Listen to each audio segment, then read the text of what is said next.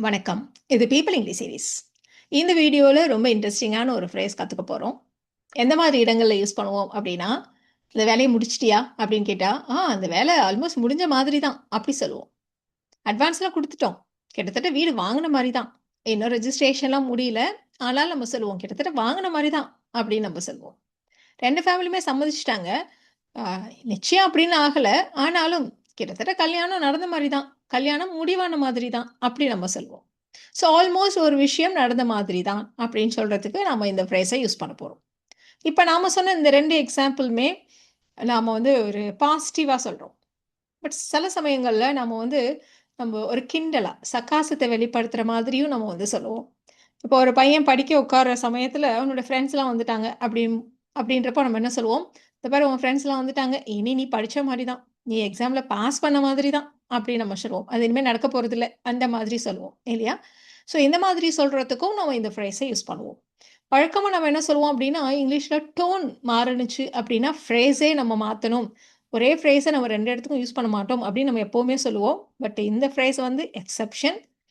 ஏன்னா, இதுக்கு தனியா சர்க்காசத்துக்குன்னு இங்க தனியா ஸ்ட்ரக்சர் இல்ல. ஸோ, இந்த மாதிரி நம்ம சர்க்காசத்த வெளிப்படுத்தணும்னா, நம்ம டோன மட்டும் சேஞ்ச் பண்ணி, அதே விஷயத்த நம்ம சொல்லலாம். நாம இன்னைக்கு பார்க்க போற phrase "as good as" plus V3. இந்த இடத்துல வி3ன்னு போட்டிருக்கோம். நீங்க வி3க்கு பதிலா நம்ம வந்து சில இடங்கள்ல நவுன கூட யூஸ் பண்ணலாம். பொசெசிவ் ப்ரொனவுன்ஸ் மைன், யுவர்ஸ், அவர்ஸ் அந்த மாதிரி நம்ம வந்து பொசெசிவ் ப்ரொனவுன்ஸையும் நம்ம இந்த இடத்துல யூஸ் பண்ணலாம். பொதுவா "ஆஸ் குட் அஸ்" ஆஸ வந்து நம்ம கம்பேரிசனுக்காக தான் யூஸ் பண்ணுவோம். பட் இந்த இடத்துல நம்ம அப்படி யூஸ் பண்ணல. அடுத்த விஷயம் இது வந்து ரொம்ப informal, very common in spoken. ஆனா வந்து நம்ம ரிட்டன்ல இந்த மாரி யூஸ் பண்றதில்ல. ஏன்னா, இப்போ ஒரு அஃபிஷியல் கம்யூனிகேஷன்ல வேலை முடிஞ்சிருச்சா அப்டின்னா, வேலை கிட்டத்தட்ட முடிந்து விட்டதுன்னு வேணா நம்ம சொல்லுவோமே தவிர, வேலை கிட்டத்தட்ட முடிஞ்ச மாதிரி தான் அப்டின்னு நம்ம யாருக்கும் ரிப்ளை பண்ண மாட்டோம் இல்லையா?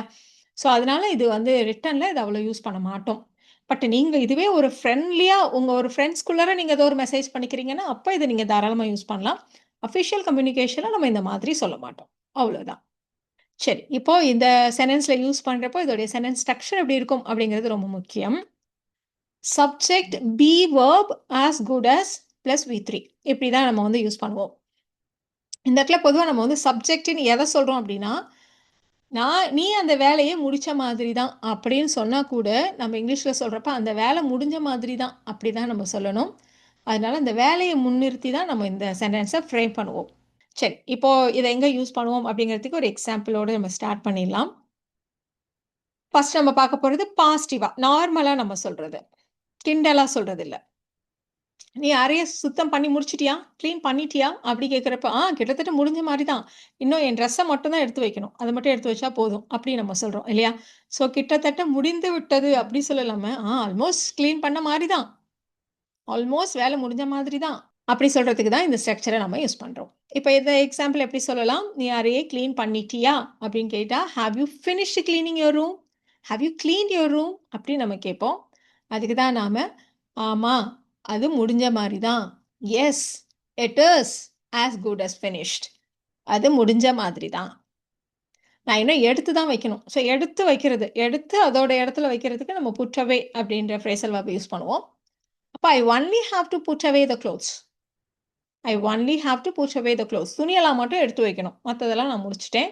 ஸோ ஆல்மோஸ்ட் வேலை முடிஞ்ச மாரி தான். ஒண்ணும் பெருசா இன்னும் பெண்டிங் ஒர்க் இல்ல. அப்படி நாம சொல்றோம். இப்ப நாம இன்னுமே நெறைய எக்ஸாம்பிள்ஸ் பார்க்கலாம்.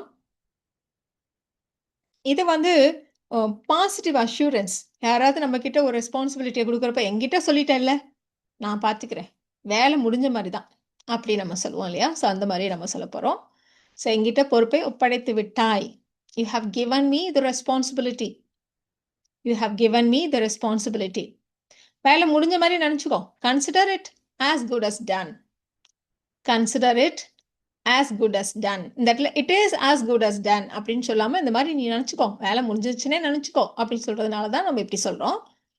இத இன்னும் ஸ்போக்கன்ல சிம்பிளா, கன்சிடர் இட் டன் அப்படின்னு சொல்லிடுவாங்க. ஸோ அப்படியே நம்ம வந்து சொல்லிடலாம் சிம்பிளா. சரி, இப்ப அடுத்த எக்ஸாம்பிள் எடுத்துக்கலாம். இப்போ ஒரு மேட்ச் கிரிக்கெட் பார்த்துட்டு இருக்கீங்க. இன்னும் நாம வந்து 10 ரன்ஸ் இருக்கோம். ஆப்போசிட் டீம் வந்து விளையாண்டுட்டு இருக்காங்க. பேட்டிங்ல இருக்காங்க. இன்னும் 1 பால் தான் இருக்கு. 10 ரன் எடுக்கணும்னா நடக்காது. வாய்ப்பு இல்ல இல்லையா? அப்ப நம்ம என்ன சொல்லுவோம்? நாம வந்து 10 ரன் முன்னாடி இருக்கோம். இன்னும் 1 பால் தான் இருக்கு. ஸோ, அதனால நாம இப்பவே நம்ம ஜெயிச்ச மாரி தான். அப்படின்னு நம்ம சொல்ல போறோம். ஸோ எப்படி இருந்தாலும் அவங்க ஜெயிக்க போறதில்ல அப்படின்றதுனால நம்ம இப்படி சொல்றோம். So we lead by 10 runs. 10 runs முன்னாடி இருக்கும். We lead by 10 runs. இன்னும் ஒரே ஒரு பால் தான் இருக்கு. Only one ball is left. Match முடிஞ்ச மாதிரி தான். மேட்ச்ல நாம ஜெயிச்ச மாதிரி தான்.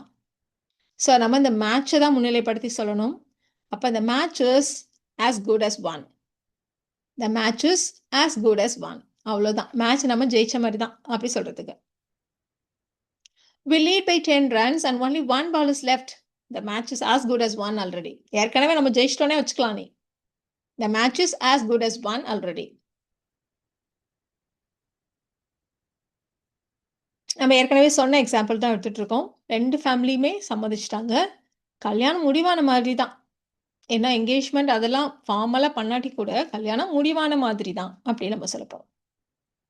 So both families have agreed. முடிச்சிட்டாங்க, சம்மதிச்சிட்டாங்க. Both families have agreed. அப்ப கல்யாணம் முடிவான மாதிரி தான், ஃபைனலைஸ் ஆன மாதிரி தான். அப்ப the wedding is as good as finalized. The wedding is as good as finalized.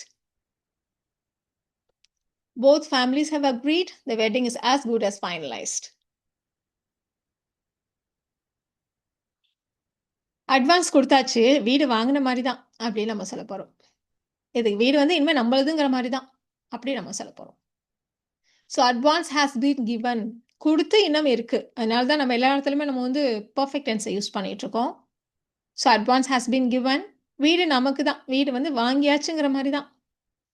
அப்போ the house is as good as bought. வாங்கினது அதோடைய third form. Advance has been given. the house is as good as bought. So இவ்வளோ நேரம் நம்ம வந்து பாசிட்டிவாக சொன்னோம் இல்லையா? இப்போ வந்து சக்காஸ்டிக்காக சொல்ல போகிறோம். ஸோ இதுக்கு வந்து சென்டென்ஸ் ஃப்ரேமிங்கில் ஒன்றும் பெரிய டிஃப்ரென்ஸ் இல்லை, டோன் மட்டும்தான் வேறு அப்படின்னு நம்ம ஆல்ரெடி சொன்ன மாதிரி. இப்போ எக்ஸாம்பிளுக்கு, நீ என்கிட்ட சொல்லிட்டேல்ல, உன் வேலை முடிஞ்ச மாதிரி தான், தைரியமாக போ, வேலை முடிஞ்சிச்சுனே நினச்சிக்கோ, அப்படி சொன்னோம் பாசிட்டிவாக. அவன்கிட்ட செய்ய சொன்னேன், இனி அந்த வேலை நடந்த மாதிரி தான் அப்படி சொல்கிறோம். அப்போ இது வந்து சக்காஸ்டிக்காக சொல்கிறது. ஸோ இதை எப்படி சொல்லுவோம்? அவன்கிட்ட செய்ய சொன்னேன். இது வந்து ரிட்டாரிக்கல் கொஷன், ஒரிஜினலாக கொஷன் இல்லை. ஸோ அதனால நம்ம வந்து சாதாரண ஸ்டேட்மெண்ட் மாதிரி தான் சொல்ல போகிறோம். You told him to do it. அவனை செய்ய சொன்னேன், கண்டிப்பாக அந்த வேலை நடந்த மாதிரி தான் அப்படி சொல்லுவோம் இல்லையா? Sure it is as good as done. You told him to do it. Sure it is as good as done அப்படி நம்ம சொல்லுவோம். ஸோ டோன் மட்டும்தான் வேறு. சென்டென்ஸ் ஃப்ரேமிங்கில் ஒன்றும் பெரிய டிஃப்ரென்ஸ் இல்லை. பட் சக்காஸ்டிக்காக சொல்கிறோங்கிறத வெளிப்படுத்துகிற மாதிரி இந்த இடத்துல இந்த மாதிரி எஸ், ஷியோர், யா, ஷியோர் அந்த மாதிரி எதையாவது சேர்த்துக்கிறது ரொம்ப காமன். இப்போ இன்னொரு எக்ஸாம்பிள் கூட எடுத்துக்கலாம். நாளைக்கு உனக்கு எக்ஸாம், நீ இது வரைக்கும் ஒரே ஒரு லெசன் தான் படிச்சிருக்க. சரி சரி, நீ பாஸ் பண்ண மாதிரி தான் அப்படி நம்ம சொல்ல போகிறோம். ஸோ நீ வந்து ஒரே ஒரு லெசன் தான் படிச்சிருக்க. You have finished only one lesson. நீ பாஸ் பண்ண மாதிரி தான். So sure you are as good as passed. Sure you are as good as passed the exam அப்படி நம்ம சொல்லுவோம். So tomorrow is your exam and you have finished only one lesson. Sure you are as good as passed அப்படி சொல்லுவோம். அம்மா வந்து ஒரு series பார்க்கறதுக்காக உட்காந்துருக்காங்க. அப்போ பார்த்து அப்பா வந்துட்டார். உங்கள் அப்பா வந்துட்டாங்க, இனி நான் அந்த தொடரை பார்த்த மாதிரி தான் அப்படி சொல்ல போகிறோம். So your date is here. So அந்த சீரீஸை வந்து பார்த்த மாதிரி தான் அப்படி சொல்ல போகிறோம். அப்போ the series is as good as watched. சகாசம் அதை வெளிப்படுத்துகிற மாதிரி ஒரு யாவை இங்கே சேர்த்துட்ருக்கோம் பாருங்க. Your date is here. Ya, the series is as good as watched. இந்த சீரீஸை நான் பார்த்த மாதிரி தான் அப்படி சொல்ல போகிறோம். போகிற போக்க பார்த்தா, இருக்கிற சுச்சுவேஷன் எல்லாம் வச்சு பார்த்தா இந்த கல்யாணம் நடந்த மாதிரி தான். ஸோ இதை வந்து ரொம்ப காமனாக எப்படி சொல்லுவோம்? அவ்வளவுதான் அந்த கல்யாணம், இதுக்கு மேலே இது நடக்குமான்னு தெரில அப்படி நம்ம வந்து சொல்ல போகிறோம். ஒரு மாதிரி அழுத்துட்டு சொல்ல போகிறோம். தட்ல சக்காசம் அப்படிங்கிறத விட ஒரு வெறுத்து போய் சொல்கிறது.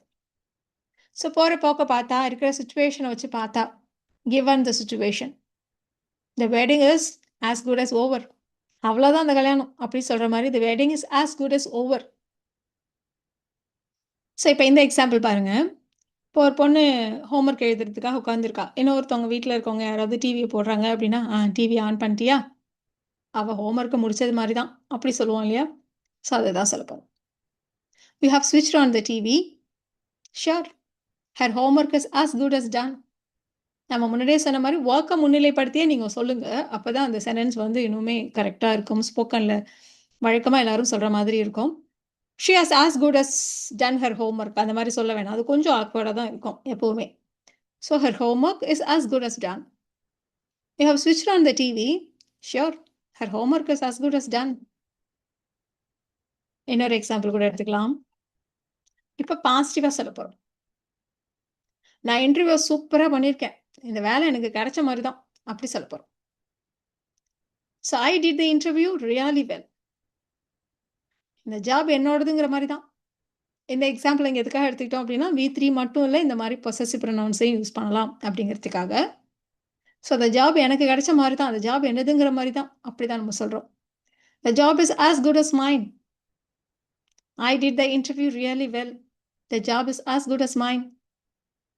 இந்த ஃப்ரேஸ வச்சு நீங்க இந்த எக்ஸாம்பிள ட்ரை பண்ணுங்க. ஒப்பந்தம் கிட்டத்தட்ட கையெழுத்தான மாரி தான். அப்படி நம்ம சொல்லணும். நீங்க பாசிட்டிவா சொல்றீங்களோ, இல்ல சர்காஸ்டிக்கா சொல்றீங்களோ, சென்டென்ஸ் ஸ்ட்ரக்சர் ஒரே மாரி தான் இருக்க போது. ஒரே மாரி தான் நீங்க ஃப்ரேம் பண்ண போறீங்க. ஸோ ட்ரை பண்ணுங்க. உங்களுக்கான ஆன்ஸர் அடுத்த ஸ்லைட்லயே செக் பண்ணிக்கலாம்.